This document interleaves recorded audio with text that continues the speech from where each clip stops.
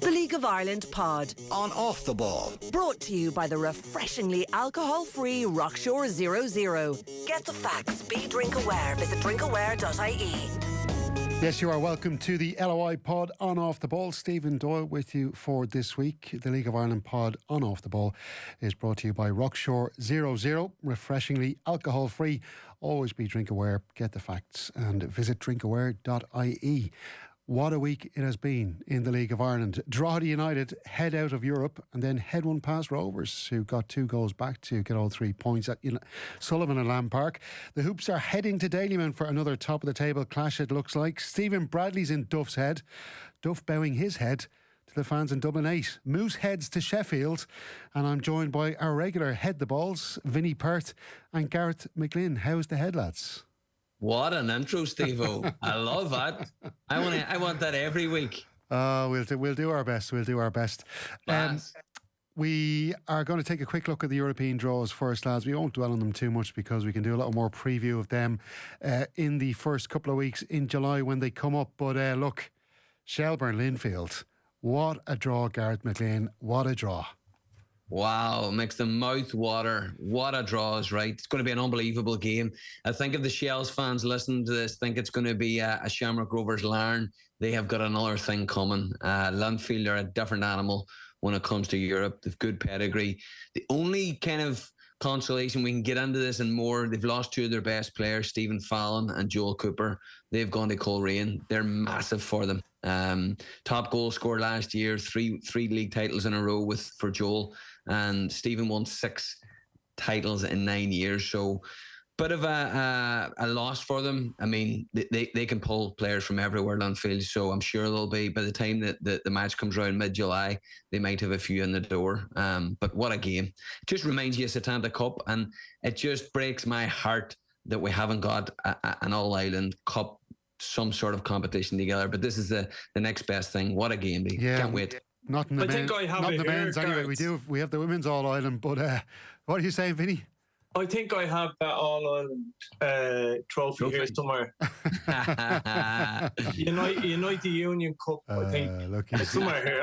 If you're listening, folks. Between that and the League Cup, I still have them here in the house. So. Still reigning champion, just saying. Come here, Vinny. Lynfield, Chris Shields, your old buddy there. And he's been giving you any kind of inside information there during the week? I think Chris is suspended for the 4th game from a carryover from last year. So that's a bit of a blow for them. I've seen them a bit over the last couple of years. I suppose the big thing for Shelbourne is that they're sort of out of season, Linfield, and that's the advantage of this side of the border going to full time and going sort of summer football is meant to give us an advantage. The big let me just explain this best I can. It's funny that the first round of Champions League football is very pressurised for the Irish clubs. What do I mean by that is winnable ties generally are thereabouts, and if you win, it gives you, like Shels win against Linfield, they've an outside chance, a good chance of qualifying for a group stage conference. Because of the way UEFA look after champions, the champions route throughout Europe, you go into the second round, I think it's against Karabag, and then when you're knocked out or you're beaten, you basically get a crack at one playoff game for the group stages of the conference. So the Champions route is designed for clubs like Shelbourne or as champions, Linfield as well, to be fair, or Larne was last year. So it is a really pressurised game for both teams. I think both will a lot riding on it for both teams, and I think it'd be a really tight game. Shels might have slight advantage just being in season, but as much as a lot of people down here are saying it's a good draw for Shels, Linfield are probably saying it could have been a lot worse for them as well. Yeah, absolutely. We'll move on quickly. Shamrock Rovers, we could have another All-Ireland tie in the same summer because, of course, they've been drawn to face either Cliftonville or St Joseph's, who gave Shelburne so many troubles last summer. Look, we all want Cliftonville to come through on that one, don't we? Yeah, I think, and if, to be honest with you, I think they will. I think St Joseph's aren't great. I know Shelburne struggled last year with them, but I expect Cliftonville to come through that. And then if they meet Shamrock Rovers, I expect Shamrock Rovers to beat Cliftonville. That's the way I see that going up. But again, All Ireland tie, as Vinny said, huge pressure on both clubs. Brilliant to see Cliftonville back in Europe as well. Great club up in the north, great pedigree. That'll be another tasty fixture. Yeah, and Vinny, of course, the Lithuanian second place team, well, they finished second last year. They're currently second there, Herburg. And if St. Patrick's will let it go on to win that tie, they play either Kalju from Estonia or Partizani from Albania. Like, Stephen Kenny could not have asked for a better draw, really, could he? And I don't want to be kind of, dismissing these teams from these leagues. They might give them a rattle. They might be motivated to come over here. I should say Herburg, but, it is a good draw for St. Pat's. It is. It's terrible. It could have been a lot worse. I think Stephen has got Europe right for a couple of years. Last year was the catalyst for them to go on a great run. It must happen for them again. So, again, going back to whether it's Stephen, whether it's Stephen Bradley, there's a bit of pressure in Europe, particularly in those fourth rounds, as I said. But that's not a straightforward tie. I've started to do a little bit of work on them.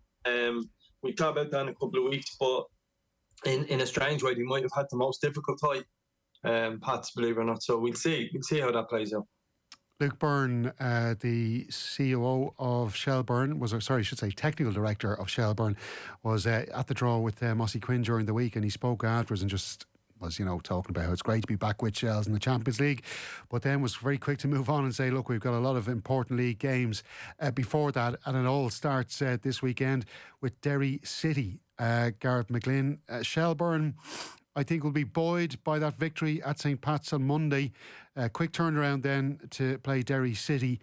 What's the mood like around the Brandywell at the moment? Because it's been just so inconsistent over the last few weeks. Yeah, it has been, and it didn't change any last week against Galway. 1-1. Funny, going into the game, I was thinking this is going to be a pure defensive bore fest, but the first half was actually very, very good. Both teams going with it. Galway not playing as defensive as they want. Derry City created 3 or 4 good chances. Should have been at least 2 goals to the good.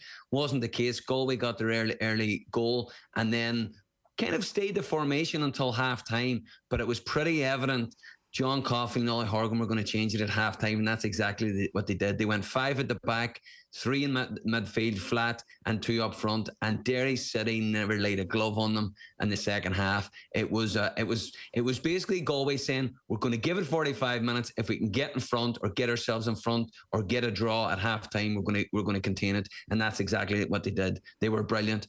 Derry just didn't have the answers. So Derry against Drogheda, who's next after the double header in Dublin, they struggle because they haven't got the players to break it down, and it's really there's an underlying current in the Brandywell that just wants them to be able to go and be expansive and beat teams at home, but they don't have the players and they don't have the setup. So going away now to Shels Friday night, St. Pat's on Monday, I'm actually not fearful for Derry because they're set up to do well in those games. They will go with the flat 5. They'll go 3-5-1-1, but they'll play a box in the middle, but they will be very defensive and they'll not give many chances away. They'll try to hit them in the break. So it'll be interesting to see what happens. I think I had a pop a little bit at the supporters and the media over the weekend, just reporting on the game. The reporters were basically giving out, and the fans were giving out about Derry City not challenging for the league or not being up there. And I completely disagree with it. Derry City are not. I would ask them, why are they frustrated? They can't challenge with the league just by throwing money at it. And you would say that as well. This perspective of just because you throw money at it, you can challenge for a league. It doesn't happen in any other league, or it hasn't happened in any other league in the world. You just throw money at something and it gets better. It's got to be built by connections. The club, the fans, the manager and the players. And to me, that 4-legged stool at Derry City, there's 2 or 3 legs that aren't stable. I was at a fans forum on Saturday after the game, and there was 40 to 50 people turned up to the game. There's something wrong there. There's a disconnect that the club need to get right, and they haven't got enough people off the pitch. They're investing loads of money on the pitch, loads of money in the manager, the backroom staff, the players. Off the pitch, they are decades behind. That is interesting. And look, Tiernan Lynch, he's only in the door. He's playing in a different league as well. It's going to take him time to build that squad to what he wanted to be. He'll need a couple of transfer windows. So perhaps, look, a bit of patience is needed around the Brandywell. Vinny, just briefly on Shels. As Garrett's saying there, he expects a defensive setup from Derry City. That's not ideal for a Shelburne team that's been struggling to score goals this season. No, but Derry still have to come out and play. And there's a lot of what Garrett said. He's closer to the bone there that I wouldn't necessarily agree with when it comes to Derry. I mean, teams have come from relatively short period of time turning it around. I mean, are on paper Derry any better or worse than, say, Bohs, for example, at the moment, for Shelbourne at the start of last season? No, so it's up to the players and the manager on the pitch to get the fans on board. I don't buy into expecting that connect to come. It comes from results, and fans can play a part. But when you go back to Shelbourne real quickly, I think we've seen the best and the worst at times to Shelbourne over the last couple of days. The Shamrock Rovers game, tactically, they were very poor in the day. They made a hell of a lot of mistakes in that game from a tactical point of view, whether that was on the training ground or whether that was players' application. But, for example, Derek Wilson went in after and tried to man-mark Jack Bourne on Friday night, and they were completely outclassed in midfield by Matt Healy. Matt Healy, I mean, I've been saying it for a while, he's close to the best player in the league. He does all the simple things really, really well. He dominated that game. And what they did then was, and I've spoken this at times before in terms of, but on Monday night against Pats, they went almost back to what they were very good at last year. The difference is they played a back three, but in midfield he played Mark Coyle, Lunny and Harry Wood. Harry Wood for 45 minutes is the best I've seen him in a long. It was one of the best performances seen from anybody this season. Harry Wood was exceptional, and he had Boydie up front with Ali Cook, and it was almost closer to what they are. And that has to be a lesson for me, for Damien and his staff to go. Pat's created a few chances, but it's easy to play when you're 1-0 down. Okay, Derry or Shelbourne were exceptional for a long period of time in that game, and that has to be a wake-up call for everyone in that club to go, we probably need to play this way. So it's a big test coming up for Shels over the next couple of weeks. They've come off the levels. They don't want to hear that. They don't accept it from people like me. I'm not listening, so that's grand. I can say what I'm thinking. So they've got to get back to what they did, for example, for 45 minutes. It's the best they've been since probably the fourth game of the season on Monday night. And that's because of the structure of the team. And what they're doing is not good. And they need to be careful as Europe comes around that they're back playing with confidence. So yeah, they've a big week or two ahead of them. They sure do, and they go away to Waterford on Monday in this weekend's double header. So it's a really big weekend for Shels, and I think that Shels-Derry game is probably one of arguably the games of the weekend. Really looking forward to see what happens there. However, I won't be watching it live because I'll be down at the RSC with the great Johnny Dunleavy, who had a brilliant debut on the microphone alongside myself for Cork City against Shels a couple of weeks ago on Off the Ball. Waterford versus Bohemians, that is our live game for you on Friday night. You can tune in on News Talk and also listen on the Go Loud app. It'll kick off at 7:45 at the same time as the rest of the games. Just as a little preview to that, Vinny, I might ask you about a man you know very well, because a lot of plaudits, and rightfully so, going to the likes of Dawson Devoy, Ross Tierney, Sean Graham, Casper Harask has been playing really well for Bohemians. Left back Jordan Flores, he's been there through all the really bad times for Bohs over the last couple of years. He's put up with an awful lot of stick. He's maybe got some deserved criticism for some of his defending over the last couple of years. But I tell you one thing, he has been in sensational form over the last few weeks and has been a real driver in this Bohs team. What have you made of his performance at left back, which is not really his position?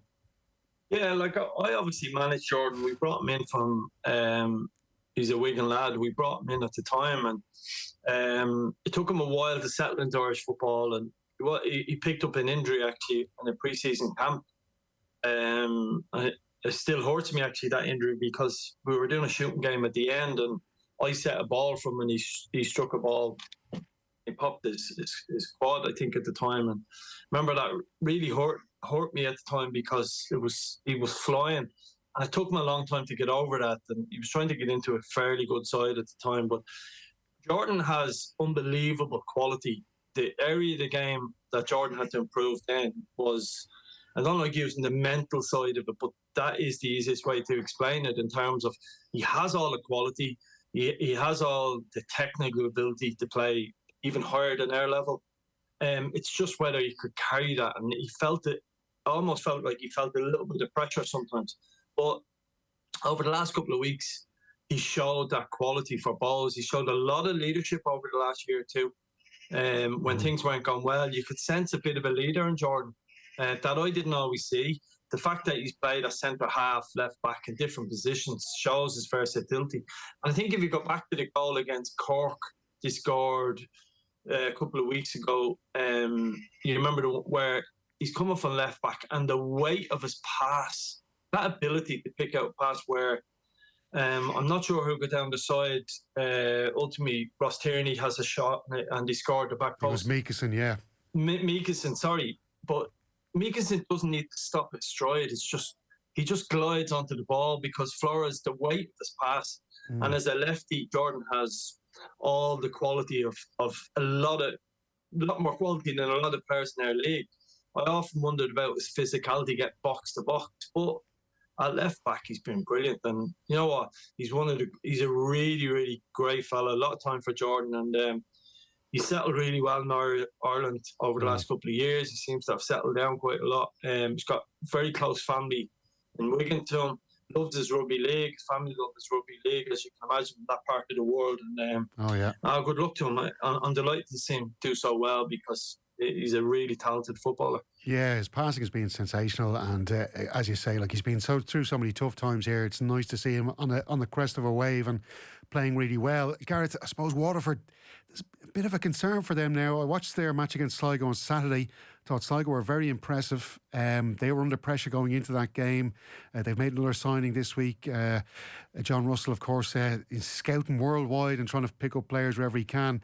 But they had a really good performance. I thought John Mahon was brilliant in that game. He was like, I compared him to a presidential bodyguard throwing himself in front of bullets in the box, and probably the best John Mahon performance I've seen in a while. So fair play to him. But Waterford, like, is there a chance they might get sucked in to this relegation battle? Where's my table gone?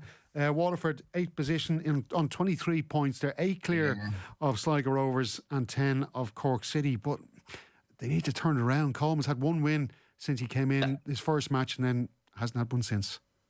That was a massive game, Steve. I mean, away to your closest rivals. Had they have picked up a draw or picked up a win in that game, it really causes a massive gap. And I know 8 points seems like a lot, but it's not that much. We're only just past halfway, so I do see them getting dragged into it, and I see them getting dragged into it pretty quickly. And not because of Waterford, but also because of what Sligo and Cork could potentially produce.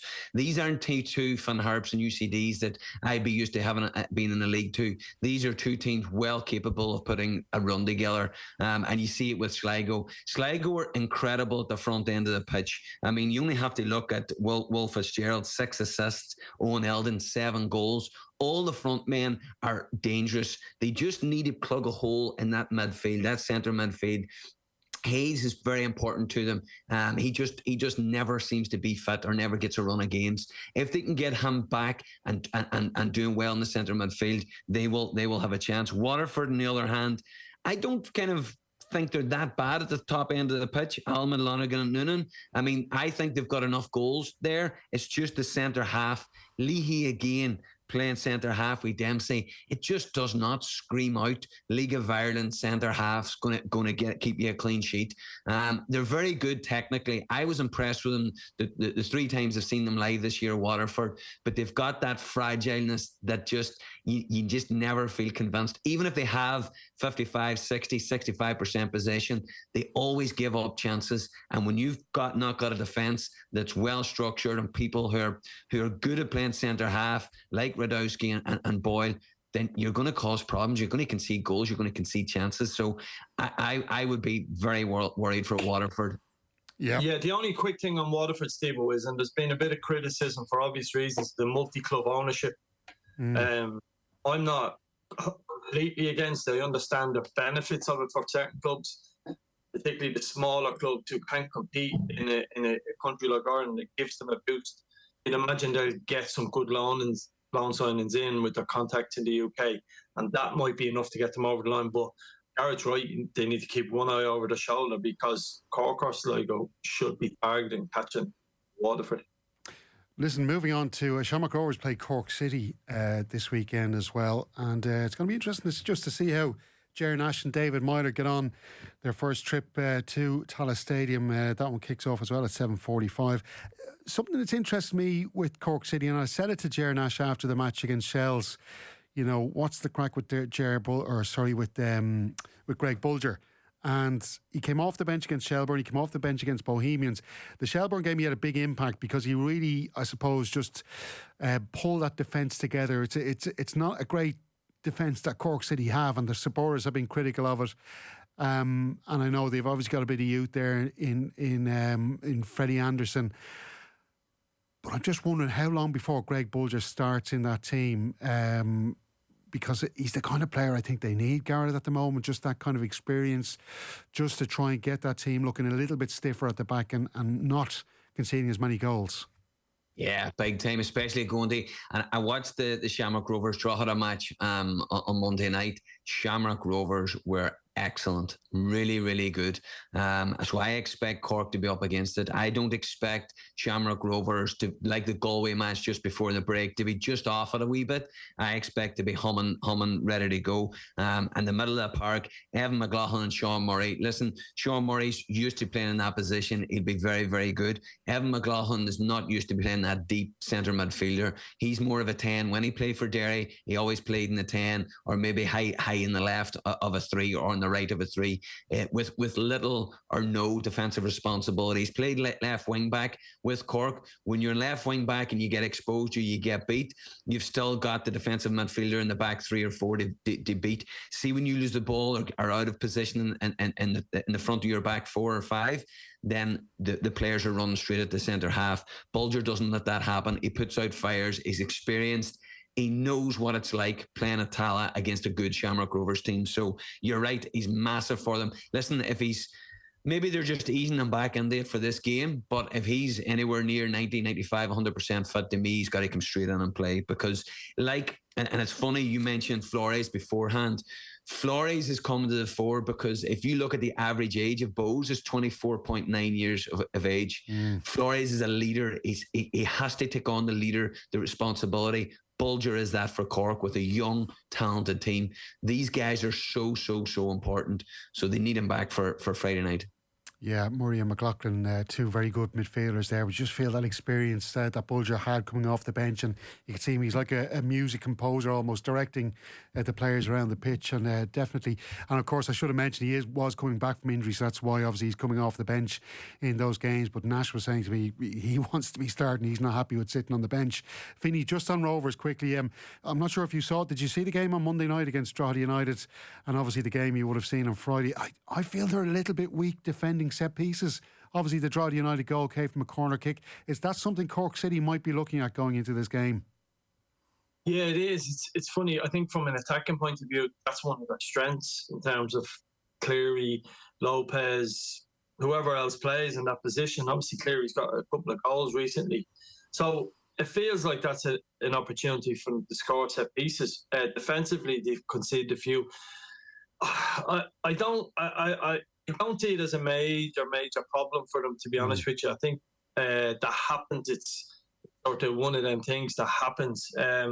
McGinty hasn't hit the form yet. I don't think he hasn't commanded his box enough. He's been a bit of a drawback for them. Even the goal against Drogheda, like, it's in the air a long time. Yes, it's a decent ball, but where it lands, you'd like to see him being commanding. So there is a small frailty there, but it's not something, if I was Stephen Bradley, I'd be overly worried about. When you get everyone on the pitch, you think of those centre halves: Lee Grace, Lopez and Cleary. That's really, really strong. Healy's not a small boy either. He can deal with the stuff. Josh Boonan as well. So they're quite good defensively. I think sometimes the ball is just so good that you just can't defend against it. And the ball was excellent for Drogheda the other night in the goal, but I do think McGinty has to be a bit more commanding, just just to come and catch one and take the pressure off your defenders. Yeah, well, Shamrock Rovers will be at home to Cork City, and Cork City will play on Monday at home against Drogheda United, and then of course Shamrock Rovers away to Bohemians on Monday night, the big Dublin derby, top of the table clash. We'll discuss that maybe more in the coming, or in the week, next week I should say, after the game itself. Just quickly lads, Galway against St Patrick's Athletic on Friday night. I think Galway United might be fancying this one, Gareth. Big time, and I fancy Galway United that one as well. I've watched enough of Galway and Pats this year to turn around and say the way Galway performed in the second half against Derry, they were immense. They were really, really good. The people that come off, Boulder came off the bench. He was immense. He never gave anything away. The good thing about Galway now, I know they have been switching the centre half partnership for quite a while, but anybody that comes off the bench, and Alan Murphy touched on it post match, anybody that comes on knows exactly what they're doing. Isua was unbelievable. I was doing it for LOI at the weekend. I couldn't believe Isua hasn't got a yellow card this year. He was immense against Derry. He never ever goes into a tackle unless he takes the ball. He never goes to ground. He's a threat going the other way. He was masterful. And I know they lost Kazim on the left hand side, who was just as good. But to me, Pats picked the wrong player. I think if they had went to Isua, he would have added real value to the Pats team. So I see Galway going into that shape that they finished the Derry match with. 5 at the back, 3 in midfield, and the 2 up front. And the 2 up front can cause problems. Dyer, the techie, the people coming off, Stephen Walsh. The new player that they signed as well came on with about 15 minutes to go. He was excellent. He was almost a carbon copy of Moses, only a wee bit taller. So I don't know whether they're thinking about putting the 2 of them up front beside each other, but let me tell you, I wouldn't like to be defending against the team when that happens, because they were both excellent. Yeah, just quickly to finish, Vinny, St Pat's going into this weekend, very tough weekend, away to Galway United and at home to Derry City. Not ideal fixtures when you've had a run of 8 games with 4 defeats and 2 draws. You've dropped points in 6 matches out of the last 8. This is a very important weekend, I think, for Stephen Kenny and St Patrick's Athletic. Yeah, it is. The only shining light at the moment is their league position is still 4th, and because no one is getting away other than Shamrock Rovers, they're still thereabouts in terms of European football. I know Stephen has said it's going to take time to win leagues and all that stuff, but that's nonsense, because Stephen Kenny believes in winning the league title. He would have started the season thinking he can win the league title. A lot of chopping and changing going on in the team. 3 subs.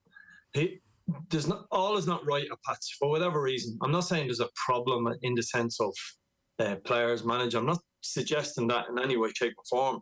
But what they're doing on the pitch is not good enough. They're way off the levels for the quality of the player they have, the squad they have. Someone has to ask why. Things could be bad luck, all of them things. They need Europe to come quickly to give them a different focus. But look, this league has a great way of putting egg in your face. You could win both matches and be sitting in second as we talk next week. But I have a real fear the way they're playing. It is not going well for Pats at the moment. It doesn't look like they've got cohesion. They haven't found their best team. Serge and Mulroney's been in, out. They don't know how to play Mealy and Keena together. Their midfield is short. They've chopped and changed a centre half. They've 4 fullbacks, and not one of them has cemented that spot for themselves. Outside of their goalkeeper, it's been a disappointing scorecard from halfway through the season. And as I said, they're currently 4th. You know, they may be able to win these 2 games this week. But imagine Pat's minimum standard has to be qualifying for Europe this year. They're in that position at the moment, currently in 4th, technically. They've got to do a hell of a lot better. It's not good enough what's coming out in Chicago at the moment. And I think, Stephen, what happened, if you look at last year, Europe was the catalyst to that run at the end of the season. So Stephen will be looking for something similar, but it hasn't been good for the first half. Yeah, and look, they've been unlucky with injuries. Chris Forrester out, Rommel Palmer out as well, 2 really key players. So is everybody, Stephen. Jesus, yeah, look, I know, but look, I think you do have to just add that in as well while you're discussing it. It is fair enough, I think. But listen, lads, a little bit tighter this week for time, so we've had enough there. And Vinny, we didn't get a chance to ask you about how do you actually beat Linfield, but we'll have to do that some other time, won't we? It's a 7-1 chance, Stevo. 7-1. It's been great, lads. Before we go, I just want to tell everybody Off the Ball is coming to Galway. Join us on June 27th for a League of Ireland special in Tribes Bar. At Eamon DC Park, of course, ahead of Galway United's Premier Division clash with Shelburn. We'll be joined by some very special guests: Brian Kerr, Joe McGuckin, Maeve de Burka and Ricky O'Flaherty. The tickets are free but limited, so grab yours now at offtheball.com/events. All thanks to Rockshore, #A League of Our Own. Lads, it's been a pleasure. We'll chat to you next week. The League of Ireland Pod. On Off the Ball. Brought to you by the refreshingly alcohol-free Rockshore 00. Get the facts, be drink aware. Visit drinkaware.ie.